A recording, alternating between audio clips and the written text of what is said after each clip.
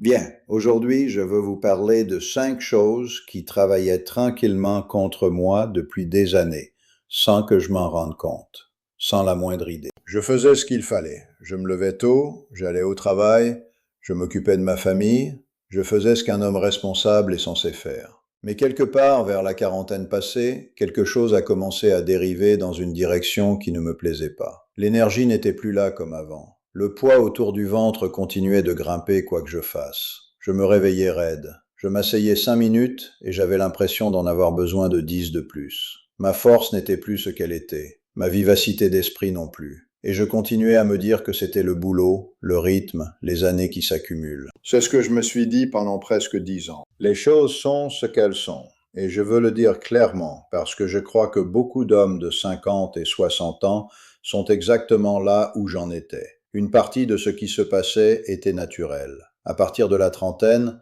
la testostérone d'un homme commence à diminuer, lentement, environ 1% par an. On ne le ressent pas tout de suite. Mais sur 15 ou 20 ans, cette accumulation est réelle, et elle se voit dans tous les domaines de votre vie. L'énergie, la composition corporelle, la récupération, l'humeur, l'envie, la façon dont on se tient dans l'existence. Cela dit, je ne suis pas médecin. Je veux être clair là-dessus. Je suis un homme de 64 ans de Tassin la demi-lune, dans la métropole de Lyon, qui a passé 37 ans dans le BTP, pris sa retraite à 59 ans et pris la décision d'arrêter de glisser et de commencer à se reconstruire. Cette décision a tout changé pour moi. Et ce que j'ai appris en chemin, c'est qu'il y avait des habitudes spécifiques, des schémas que je vivais au quotidien, qui aggravaient activement ce déclin naturel, qui l'accéléraient, qui travaillaient contre moi. 5 d'entre elles. 5 choses que je devais arrêter de faire, ou faire autrement, avant que quoi que ce soit d'autre ait une chance de fonctionner. C'est de ça qu'il s'agit ici. Et je vous le dis tout de suite, rien de tout ça n'est compliqué. Rien ne nécessite un abonnement à une salle de sport, un programme de coaching ou un placard rempli de compléments. Ce que ça demande, c'est de faire attention à des choses que vous avez probablement ignorées parce que personne ne vous a dit qu'elles comptaient autant. Alors allons-y. La première chose, et si vous ne retenez qu'une seule chose de tout ça, retenez celle-là, c'est le stress chronique. J'ai passé une bonne trentaine d'années dans des environnements de travail sous haute pression. Les chantiers ne ralentissent pas parce que vous êtes fatigué. Les projets se moquent que vous ayez mal dormi. Les délais, les problèmes d'équipe, les dépassements de budget, les retards liés à la météo, les appels de clients, la pression ne s'arrêtait jamais vraiment. Et je me disais que je gérais parce que je continuais à fonctionner. Je continuais à me pointer. Je continuais à faire avancer le travail. Ce que je n'ai compris que bien plus tard, c'est ce que ce stress à long terme faisait à l'intérieur de mon corps. Voilà ce qui se passe quand on est sous stress soutenu, et je parle du stress quotidien, pas d'une mauvaise journée, mais de semaines et de mois de pression. Le corps libère du cortisol. C'est l'hormone du stress. Le corps en produit pour une raison. À l'époque où un homme devait réagir vite face à un danger réel, le cortisol l'aidait à le faire. Il aiguise la concentration, envoie le sang vers les muscles, prépare à faire face à une menace immédiate. C'est le schéma d'origine. Le problème, c'est que votre corps ne peut pas faire la différence entre une vraie urgence et un long mardi à enchaîner les problèmes de chantier avec un téléphone qui n'arrête pas de sonner. Il traite l'usure chronique exactement comme il traite la crise aiguë. Il continue à libérer du cortisol. Et le cortisol et la testostérone fonctionnent en opposition l'un par rapport à l'autre. Quand l'un monte, l'autre tend à descendre. Le corps a des ressources limitées, et quand il priorise en permanence le mode survie, quand il croit que vous êtes toujours sous menace, il relègue au second plan les fonctions hormonales qui soutiennent le muscle, l'énergie, la récupération et l'envie. Ce n'est pas de la théorie, c'est ce qui m'arrivait. Ce que j'ai appris à mes dépens, c'est que gérer le stress n'est pas facultatif si vous tenez à rester capable. C'est une priorité de santé pratique, au même titre que bien manger ou s'entraîner régulièrement. Ce qui m'a aidé, et ce que je fais concrètement maintenant, c'est d'intégrer des moments de calme délibérés dans la journée. Tout le monde n'a pas envie de méditer, et je ne vous dis pas de faire quelque chose qui ne correspond pas à votre façon de vivre. Mais moi, je marche tous les matins. Cette marche n'est pas pour le cardio, c'est pour me vider la tête avant que la journée s'emballe. Je protège mes soirées. Nathalie et moi ne laissons pas les choses devenir bruyantes ou stimulantes tard dans la nuit. Je décompresse. Je vais me coucher à une heure raisonnable. Et j'essaie, vraiment, de ne pas emporter les problèmes de demain dans ce soir. Simple. mais ça m'a pris beaucoup de temps pour accepter que le simple était la bonne réponse. La deuxième chose, c'est le sommeil. Et je vais être direct parce que je crois que beaucoup d'hommes traitent le sommeil comme quelque chose de négociable. Ça ne l'est pas. Quand j'étais dans mes années de travail les plus chargées, gérant un planning d'opération complet, coordonnant les équipes, gérant tout ce qui va avec, je me couchais trop tard et je me levais tôt. Pas parce que j'en avais besoin, mais parce que c'est comme ça que j'avais toujours fait. Les soirées tardives devant la télé. À rester éveillé avec ce que j'essayais de digérer mentalement. Sans accorder au sommeil le respect qu'il méritait. Voilà ce que je comprends maintenant et que je ne comprenais pas alors. La production de testostérone se fait en grande partie pendant le sommeil. La majorité de la libération quotidienne de testostérone chez un homme se produit pendant le sommeil, spécifiquement pendant les cycles de sommeil profond et réparateur. Si vous dormez 4 ou 5 heures, vous interrompez ce processus prématurément. Pas légèrement, significativement. Les hommes qui dorment régulièrement 7 à 8 heures de sommeil de qualité ont des niveaux de testostérone sensiblement plus élevés que les hommes qui dorment chroniquement moins. Ce n'est pas une préférence. C'est une réalité biologique avec des conséquences directes sur votre énergie, votre muscle, votre composition corporelle, votre humeur et votre récupération. Quand j'ai finalement commencé à traiter le sommeil comme une partie intégrante de mon entraînement, pas comme du temps mort entre deux journées, mais comme une composante active pour rester plus fort et plus capable, tout a commencé à s'améliorer plus vite. Je me suis couché plus tôt. J'ai arrêté de laisser les écrans tourner tard dans la nuit. J'ai gardé la chambre sombre et fraîche. J'ai construit une routine de fin de soirée qui fonctionnait vraiment. Et en quelques semaines, je me réveillais différemment. Pas parfaitement, mais nettement mieux. Si vous passez en revue chaque complément, chaque protocole d'entraînement et chaque approche nutritionnelle, mais que votre sommeil est catastrophique, je vous dirai ce que je dirai à Quentin. Commencez par régler le sommeil. Tout le reste se construit là-dessus. Sans ça, vous montez à contrepente. 7 à 8 heures, de façon régulière. Environnement sombre et calme. Une routine de fin de soirée qui n'implique pas un écran lumineux juste avant de dormir. Commencez par là. C'est là que j'ai compris. La troisième chose, c'est l'excès de graisse corporelle, en particulier autour du ventre. Je sais que ça ressemble à une conversation sur la perte de poids, et je voudrais que vous m'entendiez sur ce point parce que c'est plus précis que ça. Quand j'étais à mon poids le plus élevé, j'approchais les 101 kilos dans ma pire période, je le sentais partout, dans les articulations, dans l'énergie, dans la façon dont je traversais une journée. Je paraissais plus lourd et je me sentais plus lourd, et je mettais ça sur le compte de l'âge. Mais voilà quelque chose qui m'a vraiment surpris quand j'ai commencé à comprendre ce qui se passait physiologiquement. Le tissu adipeux en excès, surtout la graisse viscérale, celle qui s'accumule autour du ventre, n'est pas neutre sur le plan métabolique. C'est un tissu actif. Et l'une des choses qu'il fait, c'est produire des œstrogènes. C'est l'hormone sexuelle féminine. Chez l'homme, de petites quantités d'œstrogènes sont normales et nécessaires. Mais quand on porte une quantité significative de graisse abdominale, ce tissu produit des œstrogènes en quantité qui commencent à travailler contre vos niveaux de testostérone. Ça déséquilibre la balance hormonale. Donc vous avez déjà le déclin naturel lié à l'âge qui se produit. Et en plus, l'excès de graisse corporelle qui travaille activement à faire pencher cette balance encore davantage dans la mauvaise direction. Ce n'est pas une bonne combinaison.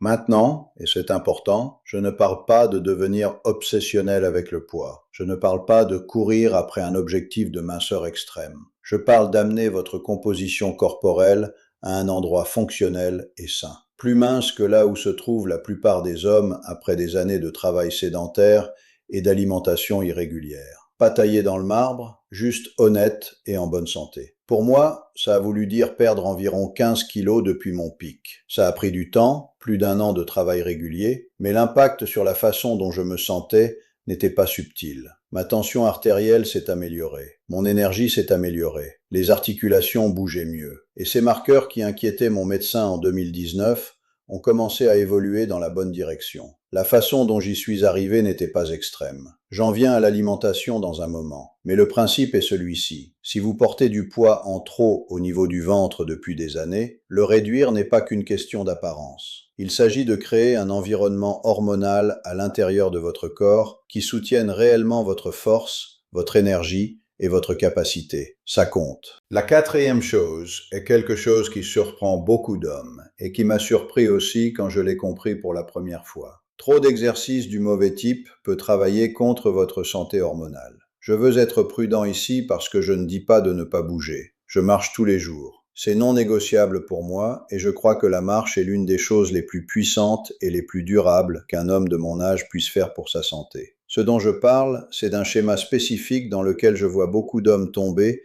quand ils décident enfin de faire quelque chose pour leur corps. Ils misent tout sur le cardio long et soutenu. Ils montent sur un tapis ou un elliptique et s'y accrochent pendant 1 heure chaque jour, 6 jours par semaine, parfois plus. Ils ont l'impression de faire le travail, et le poids ne bouge pas. Le corps ne change pas comme ils s'y attendaient, et certains se sentent plus épuisés qu'avant. Voilà ce que j'ai appris. Le cardio excessif, surtout quand il est pratiqué sans nutrition adéquate et sans le contrebalancer avec du travail de force, élève le cortisol. On a déjà parlé de ce que fait une élévation chronique du cortisol. Et quand vous faites trop de travail aérobique soutenu sans assez de travail de construction musculaire, votre corps devient efficace pour brûler du muscle en même temps que de la graisse. C'est exactement l'inverse de ce dont a besoin un homme plus âgé. Après 60 ans, le muscle est l'un de vos atouts santé les plus précieux. Il soutient votre métabolisme, il protège vos articulations, il vous maintient fonctionnel et indépendant. Le consommer avec du cardio excessif en réduisant les calories est l'un des moyens les plus rapides de se sentir moins bien, pas mieux. Ce qui a fonctionné pour moi, c'est de changer d'approche. Je marche toujours, tous les jours, 30 à 60 minutes, dehors quand je peux. Mais c'est du mouvement, pas de l'acharnement. 3 jours par semaine, je fais de la musculation structurée. Un travail simple du corps entier dans mon garage. Soulevé de terre à la trappe-barre, tirage, squat au gobelet, farmer carries, fente, portée chargée. Rien d'exotique, rien qui nécessite un tutoriel YouTube juste pour se mettre en place. Des mouvements fonctionnels, pratiques et polyarticulaires qui construisent de la vraie force. La combinaison de la marche quotidienne et de la musculation régulière, pas l'un ou l'autre, mais les deux ensemble, c'est ce qui a le plus changé ma composition corporelle et la façon dont je me sentais, plus que tout le reste que j'ai essayé. Si vous avez tout misé sur le cardio en vous demandant pourquoi ça ne fonctionne pas, il est peut-être temps de reconsidérer l'approche. Ajoutez le travail de force. Protégez votre muscle. Le cardio n'a pas besoin de disparaître. Il a juste besoin de connaître sa place. La 5e chose, c'est quelque chose que beaucoup d'hommes bien intentionnés font quand ils essaient d'améliorer leur alimentation. Et ça finit par travailler contre eux. Ils suppriment les graisses. Et ils suppriment les glucides. Parfois les deux en même temps. Je comprends l'instinct. J'ai fait exactement cette erreur. Quand je me suis finalement sérieusement occupé de mon alimentation en 2019 et 2020, ma première réaction a été supprimer ce qui est mauvais, manger plus léger, plus sobre, moins calorique. Et dans ce processus, j'ai commencé à éviter des choses comme les œufs entiers, la viande rouge et les féculents comme les pommes de terre, parce que c'est ce que j'avais absorbé au fil des années de conseils diététiques généraux. Voilà ce que les données montrent réellement et ce que j'ai appris par l'expérience. Les graisses, et spécifiquement les graisses alimentaires, y compris les graisses saturées, ne sont pas votre ennemi en matière de santé hormonale. Le cholestérol, que l'on trouve dans des aliments comme les œufs entiers et la viande rouge de qualité, est le précurseur direct de la testostérone. Le corps utilise le cholestérol pour fabriquer de la testostérone. Si vous privez chroniquement votre corps de graisses alimentaires et de cholestérol au nom d'une alimentation saine, vous supprimez une matière première dont votre corps a besoin pour la production hormonale. Je mange des œufs entiers tous les matins, pas des blancs, des œufs entiers. Je mange un steak 1 ou 2 fois par semaine, de la bonne viande. Je mange de l'huile d'olive et je ne m'obsède pas avec la teneur en graisse de mes choix alimentaires. Je mange de la vraie nourriture et je n'ai pas supprimé les glucides. Les régimes pauvres en glucides ont été associés à des niveaux de testostérone plus bas chez les hommes, particulièrement quand ils sont combinés à un entraînement intense ou à une restriction calorique significative. Les glucides ne sont pas du poison. Les pommes de terre, le riz, les fruits, les flocons d'avoine, ce n'est pas le problème. Les aliments transformés, les produits bourrés de sucre, le grignotage inconscient en fin de soirée, c'était mes problèmes, pas les pommes de terre. Ce que j'ai changé, c'est la qualité et l'intentionnalité de ce que je mangeais. Plus de protéines, de façon constante, à chaque repas. De meilleures décisions alimentaires en général. De vrais aliments complets comme base. Moins de nourriture industrielle. Moins de portions tardives auxquelles je ne réfléchissais pas. C'est tout. Pas de protocole exotique. Pas d'élimination extrême. Mon alimentation est construite autour de repas centrés sur les protéines. des œufs avec une tranche de jambon blanc le matin, du poulet grillé ou de la viande maigre le midi, un bon dîner avec des protéines, un féculent et des légumes. Je garde du fromage blanc dans le frigo, du yaourt nature, un shake protéiné quand j'en ai besoin, créatine, vitamine D, magnésium, huile de poisson. Les basiques qui ont un vrai soutien scientifique derrière. Et je fais un barbecue le week-end parce que j'aime ça. Un steak ou une belle pièce de bœuf avec des pommes de terre et une salade simple, ce n'est pas l'ennemi. Ce qui l'est, c'est de vivre dans un état de restriction alimentaire permanente et de culpabilité. Pas besoin de parfait, vous avez besoin de répétable. Des repas réguliers qui soutiennent votre muscle, votre énergie et votre récupération. Et que vous pouvez maintenir pendant des années, pas des semaines. C'est ça qui a fait la différence pour moi. Alors laissez-moi rassembler tout ça. 5 choses qui travaillaient contre moi. Des choses que je n'ai pas vraiment comprises avant d'avoir passé la cinquantaine bien entamée et de commencer à faire attention pour la première fois. Un stress chronique qui n'a jamais été géré. Un mauvais sommeil que je traitais comme un luxe plutôt que comme une nécessité. Un excès de graisse corporelle qui faisait bien plus de dégâts internes que je ne le réalisais. Trop de cardio du mauvais type sans assez de travail de force pour l'équilibrer. Et une approche bien intentionnée de l'alimentation qui supprimait les graisses et les glucides dont mon corps avait réellement besoin pour bien fonctionner. Aucun de ces points n'a nécessité une intervention dramatique. Aucun n'a nécessité un spécialiste ou un programme coûteux. Ils ont nécessité de l'honnêteté. Ils ont nécessité de faire attention. Ils ont nécessité de prendre des décisions différentes, jour après jour, jusqu'à ce que ces décisions deviennent la façon normale dont je vis. J'ai 64 ans. Je suis dans la meilleure forme que j'ai connue depuis mes 40 ans. Et je dirais que je suis en meilleure santé maintenant qu'à cette époque, parce qu'aujourd'hui je fais vraiment attention. J'ai perdu 15 kilos. Ma tension artérielle est dans une plage saine. Je bouge bien. Je m'entraîne 3 jours par semaine. Je marche tous les jours. Mon énergie est constante.